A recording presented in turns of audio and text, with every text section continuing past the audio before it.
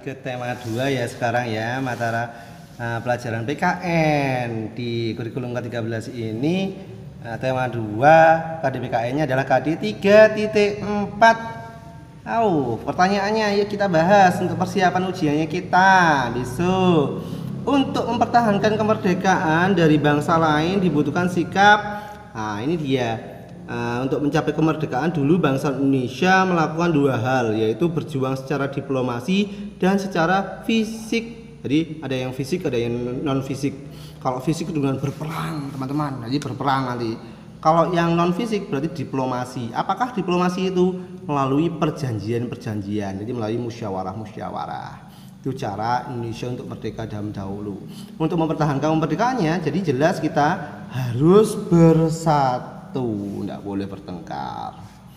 Perbedaan pandangan politik, suku, ras, dan agama membuat kita terpecah-pecah. Hal ini dapat membuat kehidupan menjadi, kalau terpecah-pecah, ya jelas tidak harmonis. Ya, rukun tidak bisa, jadi terpecah-pecah kita tidak bersatu, ya sulit kalau mau rukun. Sikap yang dibutuhkan untuk menyikapi perbedaan di sekitar kita. Apakah menanamkan sikap individualisme? Ini tidak peduli dengan orang lain. Janganlah individual sendirian ini. Menjaga persatuan dalam berbagai bidang. Luar biasa. Bekerja sama untuk menciptakan kerusuhan. Kerusuhan di sini jangan ya. Menjadikan perbedaan sebagai perpecahan. Jangan juga. Nanti fungsinya persatuan apa kalau seperti itu? Otomatis jelas jawabannya adalah yang B, menjaga persatuan dalam berbagai bidang. Mudah ya? Oke, kita lanjutkan lagi di soal nomor 4. Semboyan untuk meningkatkan semangat persatuan dan kesatuan bagi bangsa Indonesia. Semboyan kita apa? Yaitu Bhinneka Tunggal Ika, berbeda-beda tetapi tetap satu jua. Itu di kakinya burung Garuda. Tapi di sini tidak ada Bhinneka Tunggal Ika. Apakah berarti ya bersatu kita teguh, bercerai kita runtuh? Kalau kita bersama-sama tidak akan mudah dipecah belah oleh bangsa lain. Seperti halnya lidi, kalau cuma sendirian gampang dipatahkan. Tapi kalau lidinya banyak, sulit yang mematahkannya. Itu arti dari bersatu kita teguh, bercerai kita runtuh. Seperti itu. Ada yang tanyakan? Udah ya.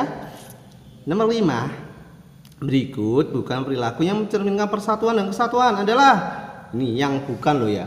Jadi penekanannya di sini ada kata-kata yang bukan. Otomatis melaksanakan piket kelas dengan kerjasama. Benar sekali. Nih saling menghormati sesama anggota keluarga. Mantul di sini.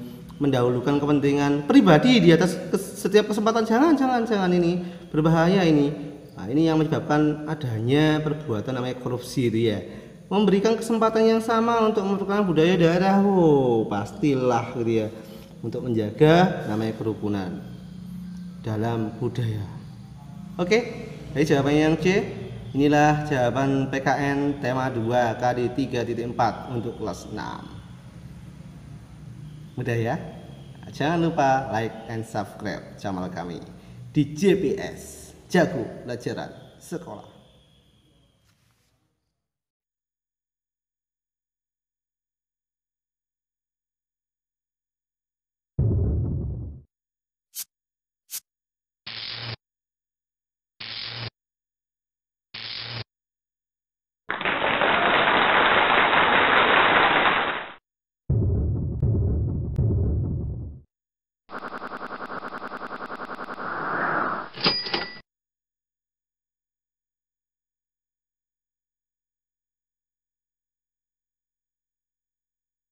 Lagi ya untuk pelajaran bahasa Indonesianya di kelas 6.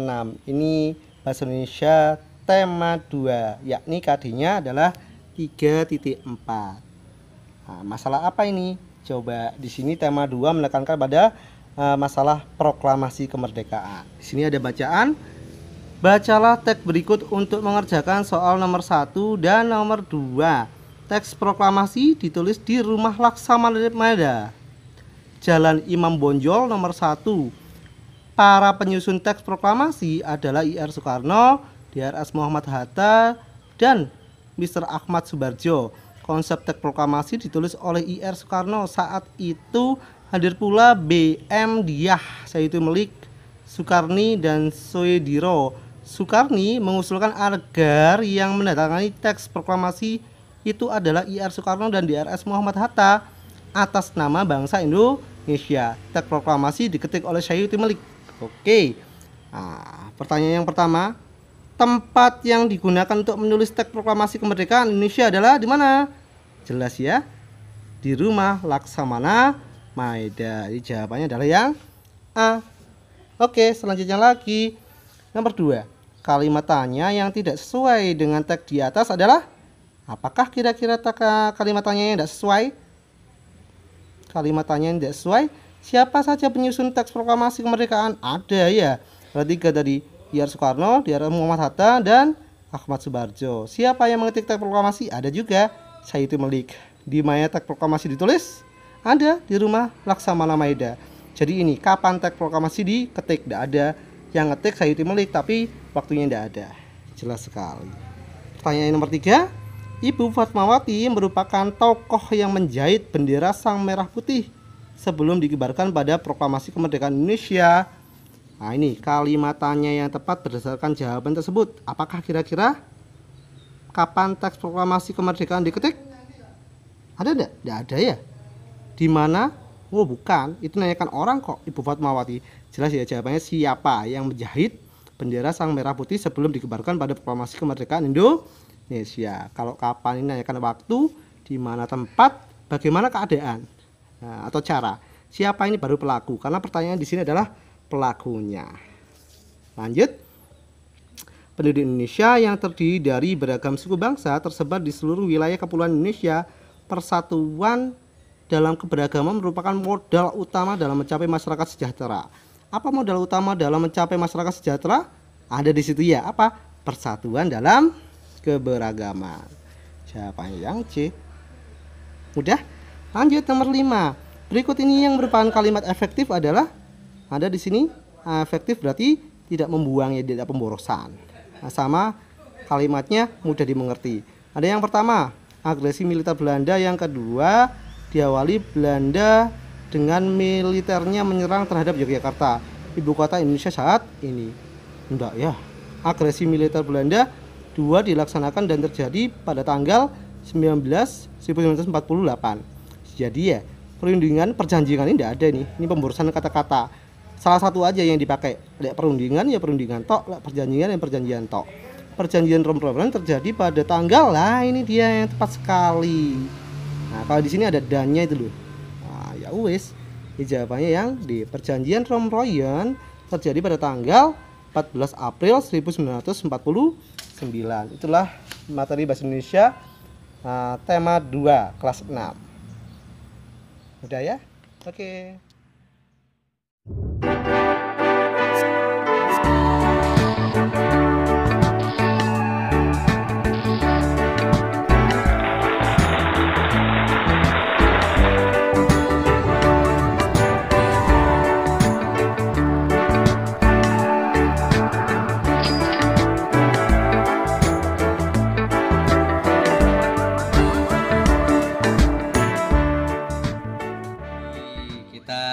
Belajar lagi di mata pelajaran IPA kelas 6, yakni sekarang kita membahas di tema 2.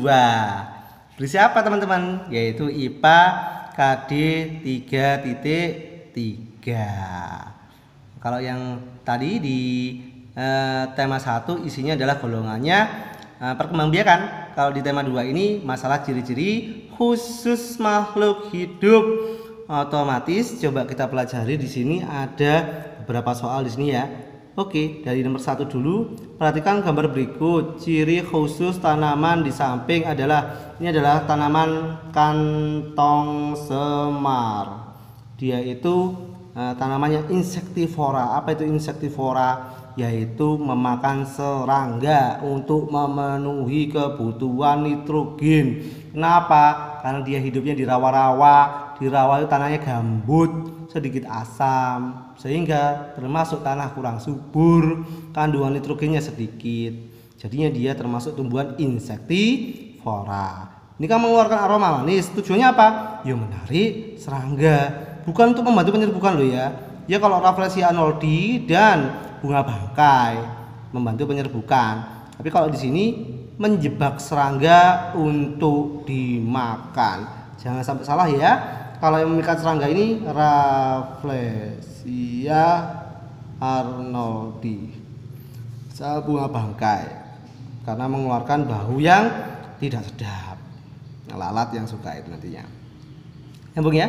Jangan sampai terjebak loh di sini loh ya. Nomor 2, bunglon dapat mengubah warna kulitnya sesuai dengan tempat yang dihinggapinya.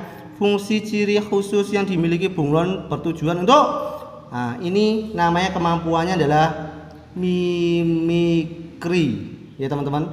Kalau mimikri itu kemampuan merubah warna kulit bunglon ini. Kalau autotomi nanti cicak memutuskan ekornya. Satunya lagi ekolokasi, yaitu menentukan letak benda dengan bunyi ultrasonik, yaitu kelelawar. Otomatis di sini fungsi khusus yang dimiliki bunglon mempermudah hinggap di pohon, enggak lah. Menarik perhatian lawan jenisnya juga. Ini dia mengelabui musuhnya sehingga musuhnya tidak tahu.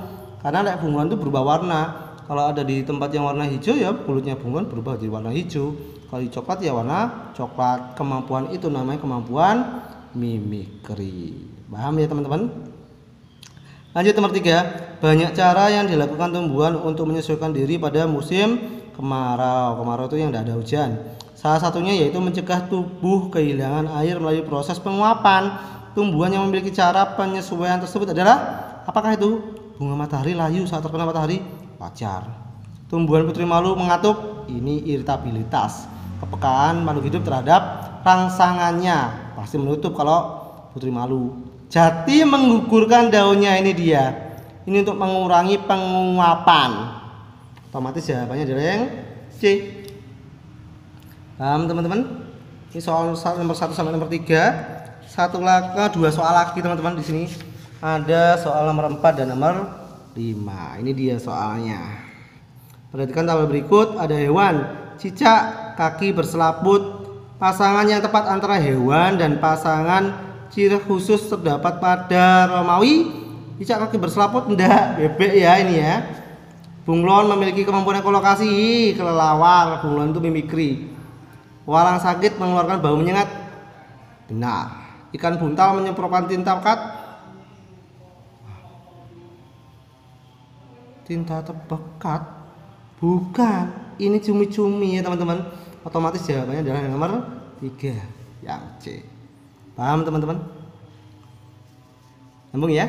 Oke, lanjut sekali lagi. Ini dia nomor 5. Ciri khusus yang dimiliki hewan bunglon dan burung hantu secara berurutan ditunjukkan oleh nomor berapa? Ciri khususnya loh ya yang dimiliki hewan bunglon. Mimikri tadi ya katanya kita. Yaitu yang pertama memiliki kemampuan untuk mengubah warna kulit sesuai tempatnya. Yes, benar. Memiliki kemampuan memutuskan ekornya? Enggak. Ini cicak. Memiliki pendengaran dan penglihatannya tajam untuk mencari mangsa pada malam hari? Enggak, bukan nokturnal dia. Memiliki lidah yang panjang dan lengket untuk menangkap mangsa? Yes, benar sekali. Memiliki bisa yang mematikan? Enggak juga. Otomatis jawabannya adalah yang nomor 1 dan nomor 4. Duh, nomor 1 dan 4. Ciri khusus yang dimiliki bunglon. Oh maaf, bunglon dan burung hantu ya teman-teman di sini ya teman-teman. Ini hati-hati. Kalau tadi ini lidah yang panjang dan lengket, ini punya bunglon. Otomatis ini bukan dimiliki oleh burung hantu. Burung hantu itu memiliki namanya pendengaran dan penglihatannya tajam untuk mencari mangsa di malam hari. Kenapa? Burung hantu itu termasuk hewan nokturnal, yaitu hewan yang aktif di malam hari. Otomatis jawabannya adalah nomor 1 dan nomor 3. Set. Nah, selesai teman-teman. Hampir luput ya urusannya. Berarti kita harus meningkatkan konsentrasi kita untuk menjawab soal-soal di ujian sekolah. Itu di semester 1 kelas 6. Ada yang tanyakan? Mudah ya? Oke.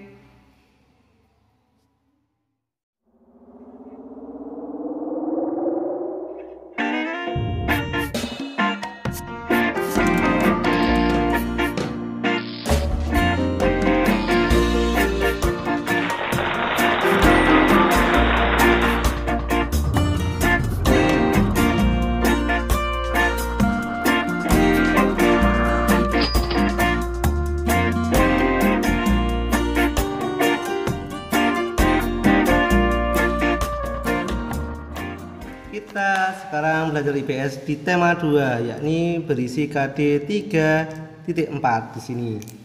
Ini adalah soal-soalnya teman-teman. Kalau misalnya teman-teman ingin belajar materi semester 1 IPS di tema 2, ini soal-soalnya. Oke, kita bahas mulai dari nomor 1 ya. Di sini ada tokoh golongan muda yang mengusulkan agar yang menandatangani teks proklamasi adalah IR Soekarno dan DRS Muhammad Hatta atas nama bangsa Indonesia adalah siapa? Budi ya, kan ya? Bung Tomo ini adalah orang yang mengobarkan semangat arah Surabaya. M. Toha ini yang gugur. Jadi jawabannya jelasin Soekarni, karena Soekarni termasuk golongan muda. Berikut yang bukan makna proklamasi. Penekanannya di sini adalah kata-kata yang bukan ya. Kemerdekaan kepada negara lain, bahwa Indonesia adalah negara yang bebas dari penjajahan. Iya, itu makna dari proklamasi. Mendukung penjajahan, tidak mungkin lah gitu ya. Negara yang memiliki martabat, yes. Negara yang mandiri, oke. Otomatis jawabannya yang bukan tadi itu ya, mendukung penjajahan. Mana ada negara yang dijajah malah mendukung adanya penjajahan tersebut. Nomor 3, wilayah Indonesia yang diakui Belanda dalam Perundingan Linggarjati. Di dalam Perundingan Linggarjati, negara atau wilayahnya negara Indonesia yang diakui oleh Belanda adalah ada 3, yakni Sumatera, Jawa, dan Madura. Jawabannya jelas adalah yang A. 4, hasil KMB mempunyai arti penting bagi bangsa Indonesia, yaitu apa? KMB adalah konferensi meja bundar yang diadakan di Den Haag, Belanda. Wakilnya kita dari Indonesia yang berangkat ke Belanda adalah DRS Muhammad Hatta. Apakah yang dihasilkan dari KMB? Salah satunya adalah Belanda mengakui kedaulatan Indonesia. Ini adalah arti yang sangat penting bagi Indonesia pada waktu itu. Berikut yang bukan, upaya untuk meningkatkan produksi bahan pangan dalam program Kasimo. Program Kasimo ada 5 ya teman-teman. Salah satunya adalah transmigrasi. Ini ada 20 juta penduduk di Jawa dipindahkan ke luar Jawa. Kemudian intensifikasi dengan menanam bibit unggul, iya. Di setiap desa dibentuk kebun-kebun bibit. Satunya lagi yaitu dilarang menyembelih hewan yang namanya bisa digunakan untuk bahan pangan. Untuk menghematnya, otomatis yang bukan salah satu program Kasimo Plan adalah melakukan pinjaman nasional. Itulah pembahasan dari mata pelajaran IPS KD 3.4 di tema 2. Semoga bermanfaat.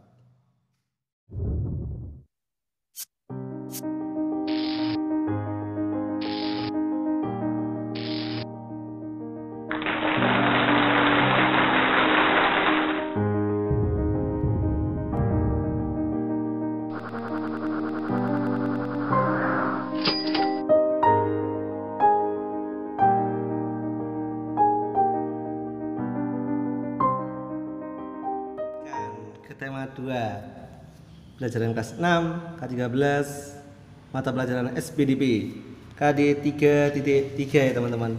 Ini berhubungan dengan tari di sini.